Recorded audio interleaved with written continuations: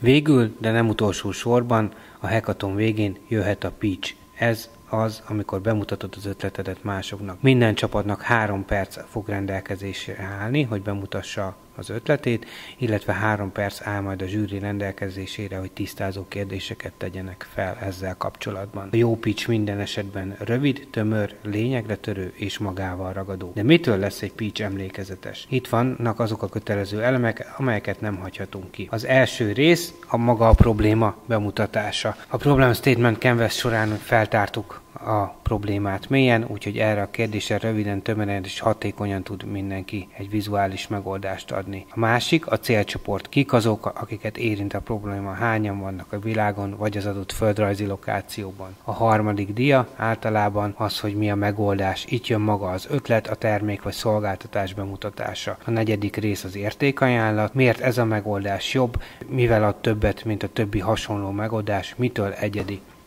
Az 5. a validáció kérdése, milyen bizonyítékunk van arra, hogy ez az ötlet működhet. Itt az ugye az interjúkat és az egyéb visszajelzéseket tudjuk majd alapul venni. Mi az üzleti modell, tehát hogyan lesz ebből pénz. A 7. a csapat, itt érdemes bemutatni a csapattagokat, a végzettségüket és tapasztalataikat, illetve azt, hogy mi adja nekik a motivációt. A végén pedig érdemes egy call to action diát betenni, ami általában aktivitásra sarkalja, vagy megjegyezhetővé teszi a pitchet.